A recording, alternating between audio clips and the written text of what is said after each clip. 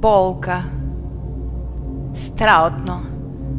До сега немам видено човек кој под јаки седативи не можеа да го совладат ниту тројца цврсти мажи кои се обидува да го прицврстат за кревет, за да медицинскиот персонал, односно една млада лекарка, успее да му даде средство за смирување. Погледот ми беше кон чичко ми. Го гледав како се бореше за да ги тргне рацете, кои цврсто го држеа приклештен за креветот. Едниот од нив го прегрна, зборувајќи му дека така требало да биде. Треба да размислува и за ќерка му. Впрочем, има и друго дете на кое му е потребен. Мора да собере сила и храброст да живее. Чичко ми плачеше. Рикаше од болка. Страшен крик од кој крвта ми се следи во вените. Во еден миг, како да се смири, како да седативите успеа да го совладат, но не и болката. Од неговите очи течеа солзи. Се надевавме дека успеа да се смири од седативите. Но не знам каква сила имаше. И како некое рането животно почна грчевито да мафта со рацете. Се бореше за воздух, се гушеше. Се стресов. Призорот беше страшен. За прв пат видов човек кој речиси при умирање. Сите се стрчавме, го прскавме со вода.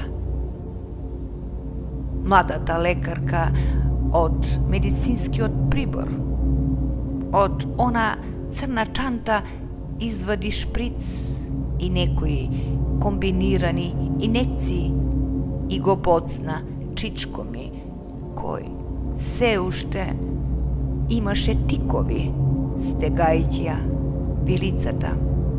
На еден миг помислив дека се е готово, дека чичко ми е готов. Запрепастено и немо гледав во призорот. Не верував дека сето тоа се случува. Посакав ова да е само лош сон. Да, ова е лош сон и јас ќе се разбудам. Неговиот крик ме врати во реалноста. Плач и лелек. Повторно започна со борба за да го совладат.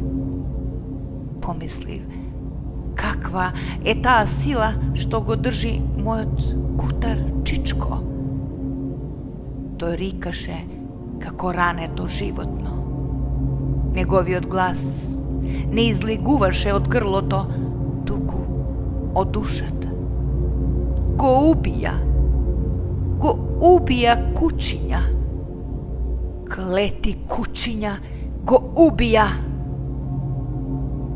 Настојува да го смират, но немаше сила која би сопрела да престане да плаче, да вреска од преголема болка.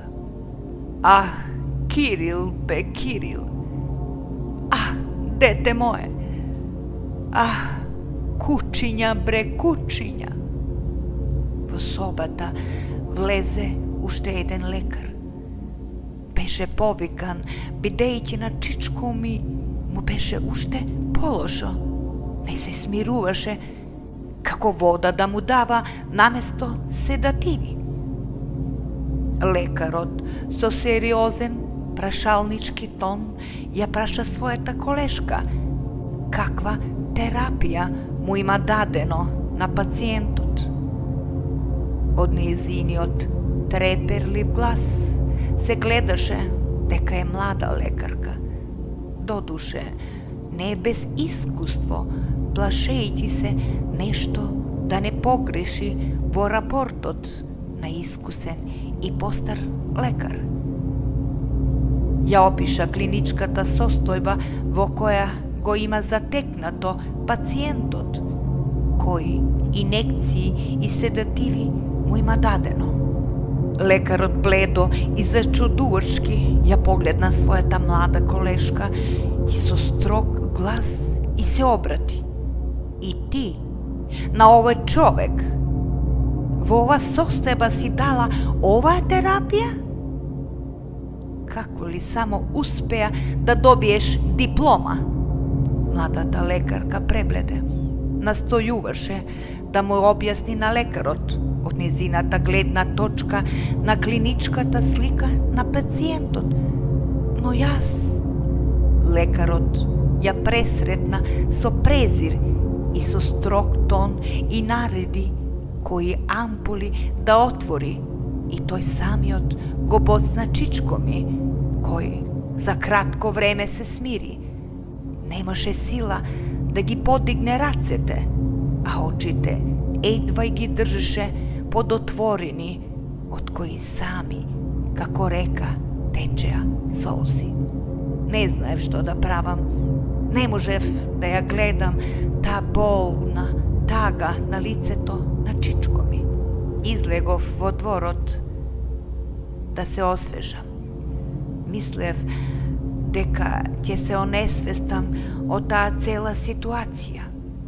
Како да не можев да сватам дека реално се случува.